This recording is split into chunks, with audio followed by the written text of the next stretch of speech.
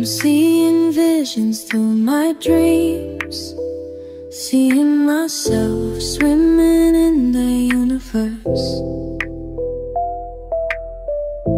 My ancestors gave me gifts to read cards, predict and heal.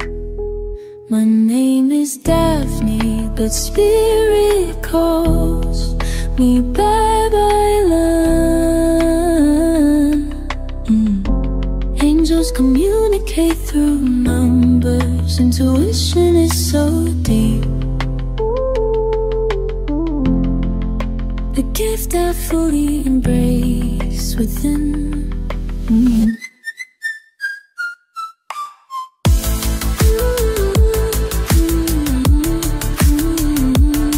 Hello everyone! So welcome po sa almost personal reading.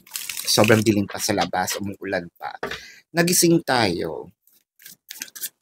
Hindi na tayo makabalik sa tulog. So might as well, tulad ng promise ko, no, gumawa ng video. And I'm pretty much sure na inaantay nyo yung videos na ito kasi parang kahapon yata ay wala tayong release ng video. So this is for you. No? So, kaya ko dito nilalagay sa YouTube. Kasi this will be a long video. Hindi kaya ng Facebook yung ganito kahabang video. No? Meron lang siya certain limit. I feel like hanggang 10 minutes lang yung max.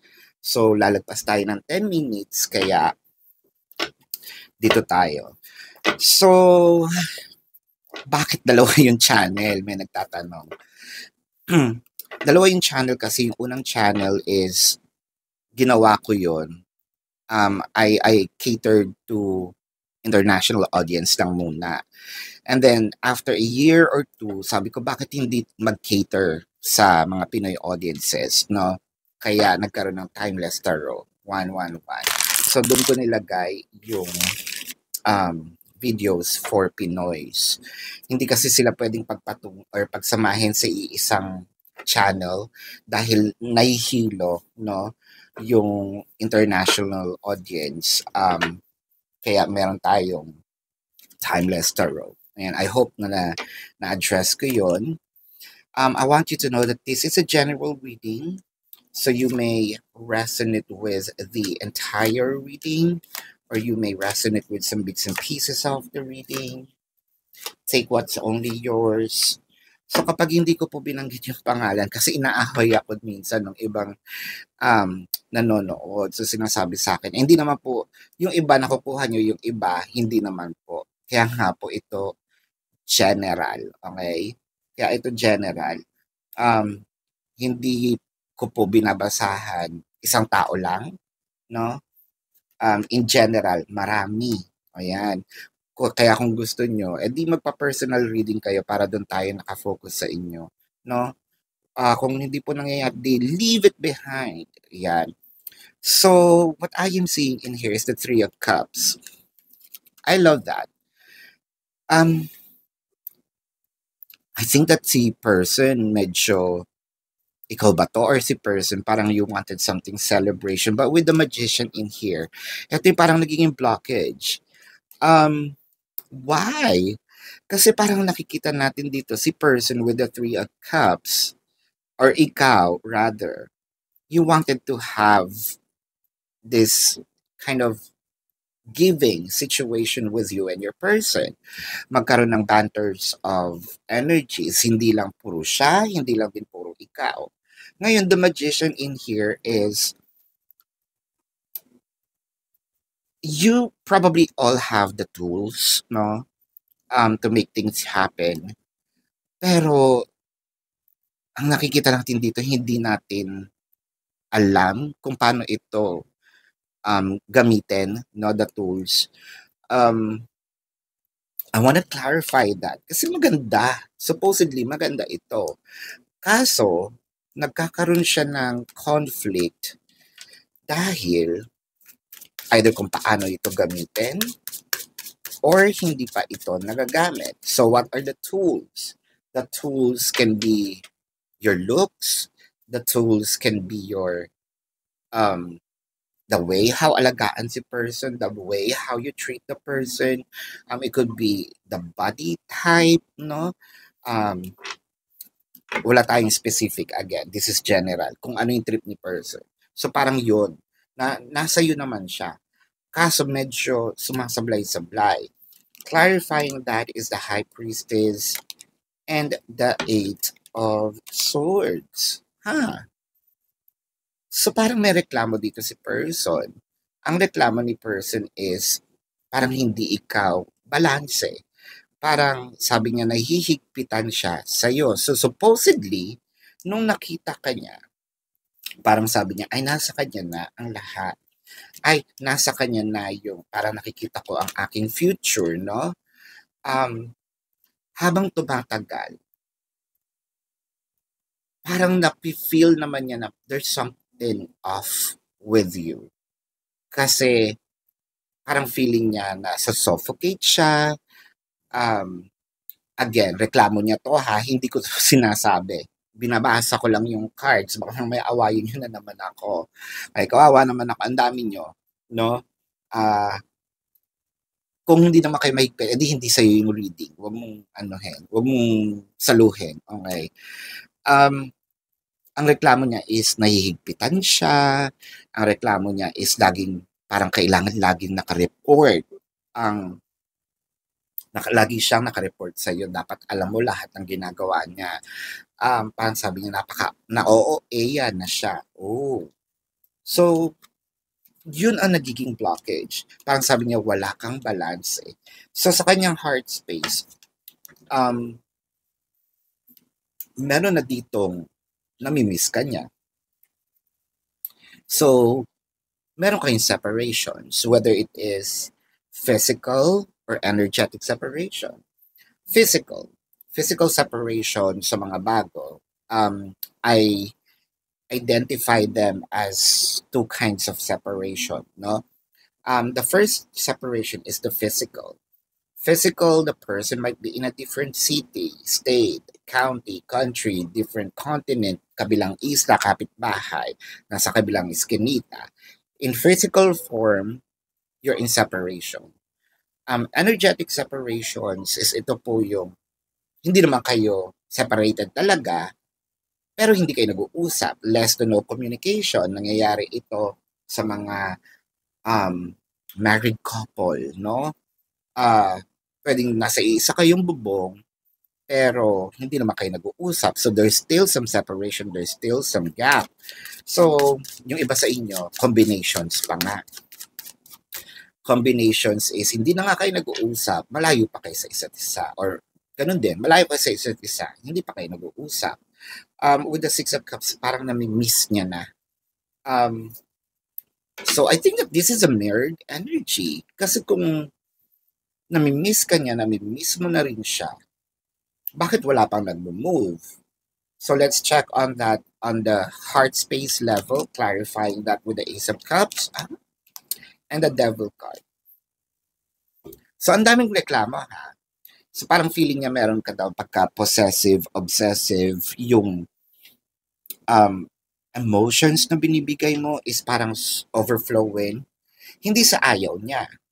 Kasi meron tayong tinatawag na lahat ng sobra is hindi maganda, di ba? Okay ang salt, no, sa pagkain.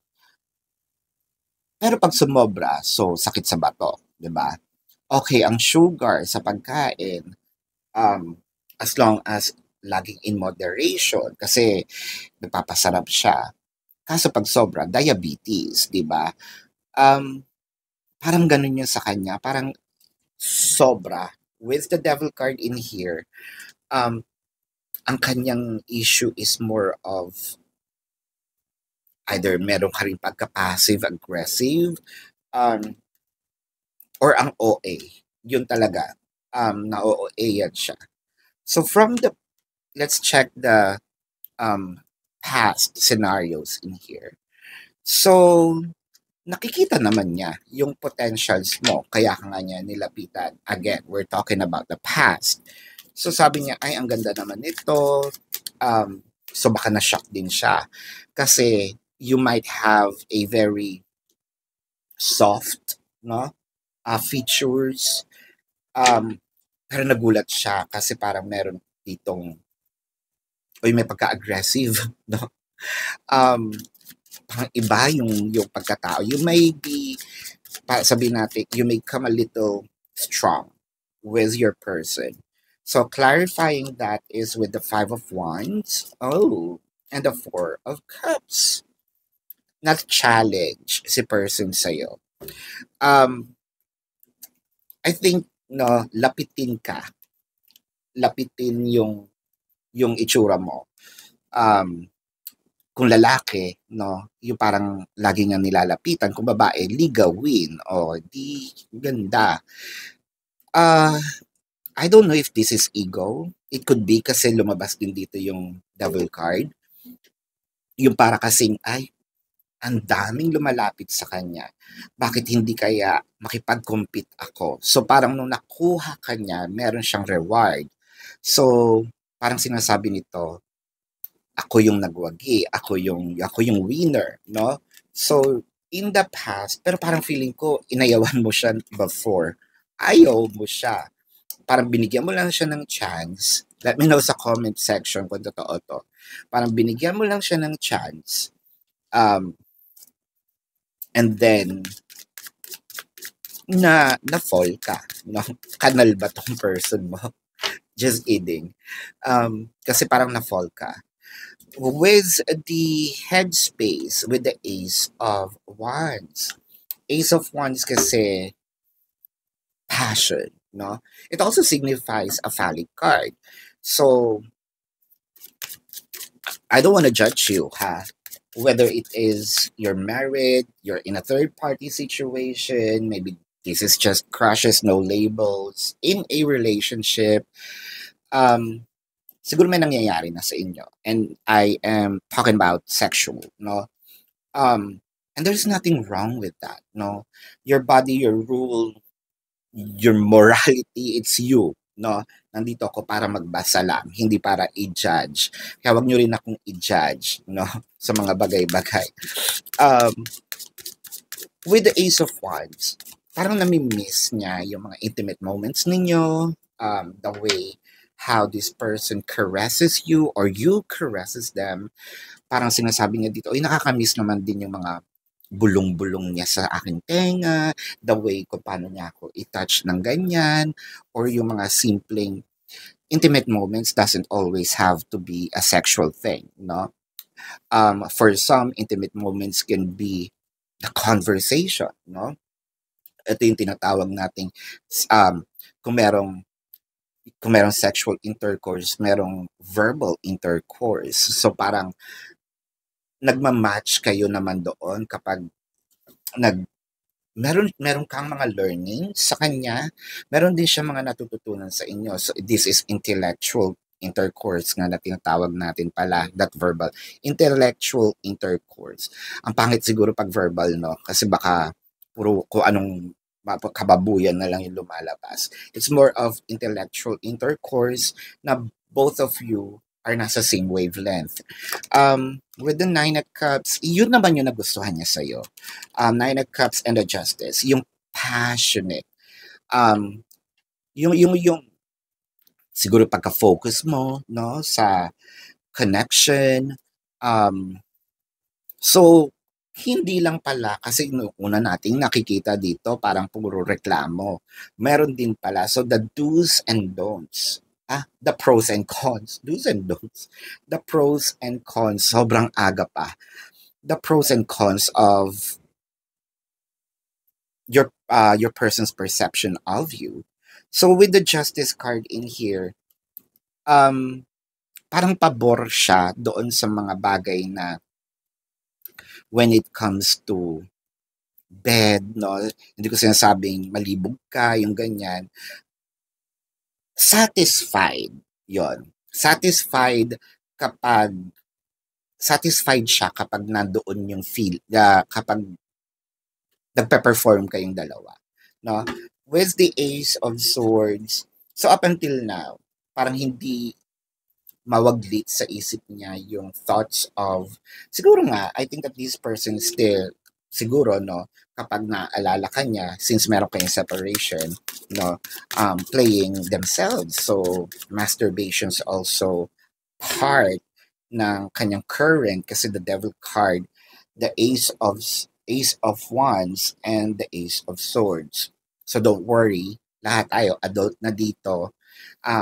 Again, itong video na ito is restricted sa 18 years old and below. So alam niyo na yung mga sinasabi natin, no?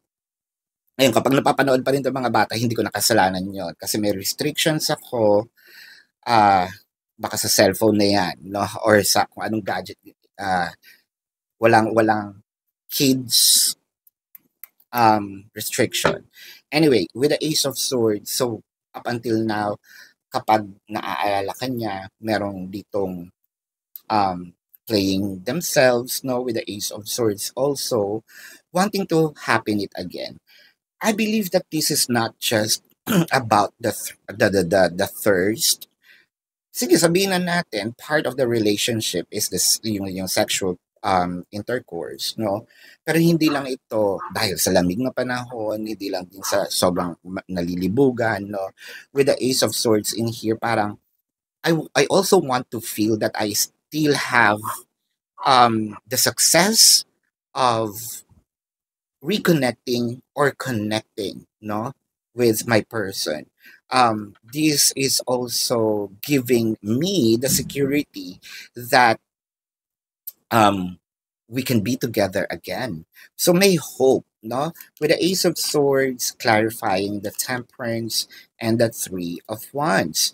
So I think that this person or your person might gonna try to either ask about or connecting with you again.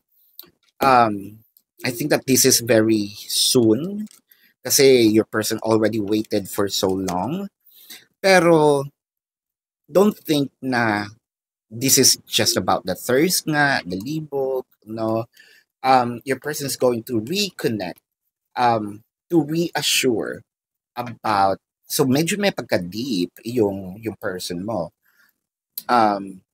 Deep in a way na gusto niyang ma-feel yung energy mo ba, no?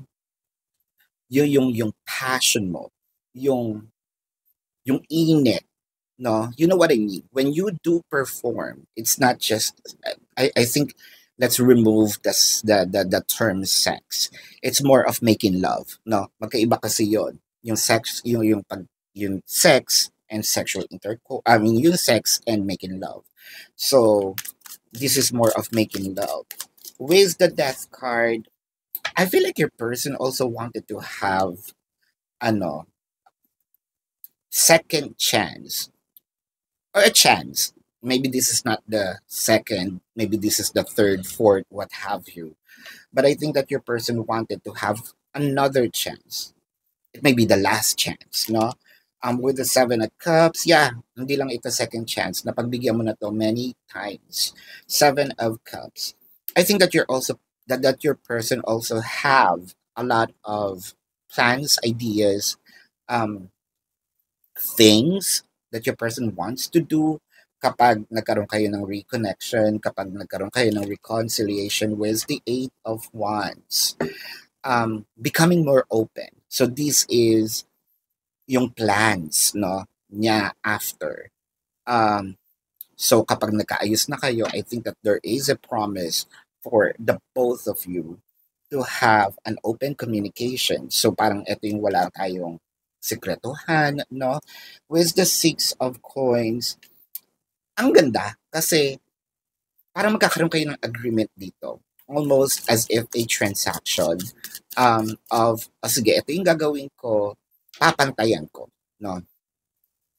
I think ang gusto lang din ni person, so wag naman lagpasan, no? Or wag ka mag-exceed doon sa expectations, wag ka mag-exceed. Let's say, bibigay ako ng, meron kasi ako ditong cheat sheets ng types of relationship para hindi tayo naliligaw. Let's say, nandito kayo sa no label, no? So, gusto niya yung company mo. Gusto niya yung kasama ka palagi. Pero wag ka na mag-exceed muna doon sa part na, ay nagseselos ako diyan. Dun kasi medyo off. Yun yung medyo excessive. No? Siguro dapat nagbibigay ako ng example. Kasi wala pang kayo. Either you're getting to know each other, both of you just enjoys the company of each other, you may have some emotions with each other, but then again, um wala pa yung commitment, wala pa yung label. So the jumping off into the selos, yun yung medyo na off, no? That's just an example. Pero this time, magkakaroon kayo ng agreement. So, para hindi na tayo magkahiwalay, ganito yung gagawin natin. Kaya nga ito agreement kasi both of you are going to understand each other's demand, each other's wants, no? With the Six of Swords and the Two of Swords, I think that there's something in here na mababago because of the agreement. It could be the excessiveness of either what you're doing or baka kasi hindi ka rin nabibigyan din ng time ni person. So, that would be your demand. Gagawin niya yon. So, I'm going to cut off some things for me to give time to you. Or, I'm going to be more open, no? For me to give, for you not to think that I am doing something behind your back. I'm doing something sneaky behind your back. This is the hope and fear with the Wheel of Fortune. So, ang nakikita kasi natin dito, dadating din naman yung part na gusto mo. And I feel like dito yung masigit pa. Pero, hindi natin dapat minamadali. Kasi there might be something that we truly wanted to experience with our heart space kanina. Kasi this is what we want. Kaya nga sabi nga ni person, ay medyo off kasi lumalagpas, no? Or masyado akong nasasakal, or masyado akong nalulunod sa pagmamahal. That's actually the Ace of Cups. Dadating doon sa part na yon, pero in divine timing, not in your terms, not probably in your person's terms, no? But let the universe unfolds the situation. With the World card, kung meron man kayong mga challenges, I feel like things are going to change in a positive manner. And the Strength card, mas makikita ko pa yung bond ninyong dalawa as a couple. I'm seeing the connection, let's say, tapping kind of, parang mag-escalate into a positive manner kasi with the sun in here, nandun yung warmth, nandun yung pag-asa, no? Nandun yung giving birth to a new idea, probably. Kung gusto niyo na rin then magkaroon ng another child, then nandito sa mga married couple, no, na merong anak, or kahit in a relationship, no, na meron ng anak. So I feel like kung gusto nyo, ito na rin yung time na yon, no? Again, this is a timeless reading pala ha. So, you may resonate, kung kailan nyo ito napanood. The two of coins and the 7 of coins. Kasi, ang iniisip natin dito, are these good thoughts, good yung mga dreams, aspirations, and probably yung imaginations natin, all that good situations and all that jazz, mangyayari ba to? Yes, kasi I think that you're also overthinking about the relationship, and probably naiinip tayo kasi nga hindi natin na-experience sa time frame na gusto natin. But with the sun, sinasabi lang dito is kailangan mo, no, na mag-antay in the divine timing kasi yung the sun always gives us hope, always gives us life, no? So, that is your reading. Napakaganda. Let's check the zodiac sign of your person. This can be their sun sign or a placement in their chart, or baka lumabas din ang zodiac ninyo. Pero bago yan, kung meron po kayong mga tanong dito, meron po tayong, sa description box ng video na ito, there is a link click the link, you'll be routed to my website. Tapos, follow nyo po yung instructions doon, no? So, take advantage of the 4 questions plus 1 kasi discounted na yun. And if you want to book a private reading, nandun din po siya, no? Huwag po kayong magalit sa akin kung hindi ako nagre-respond sa messages kasi busy yung schedules natin. Meron pa tayong private readings. Nandun po yung mga pop-up para masagot yung mga simple na questions, no? Para mapunta kayo dun sa website. Ayan.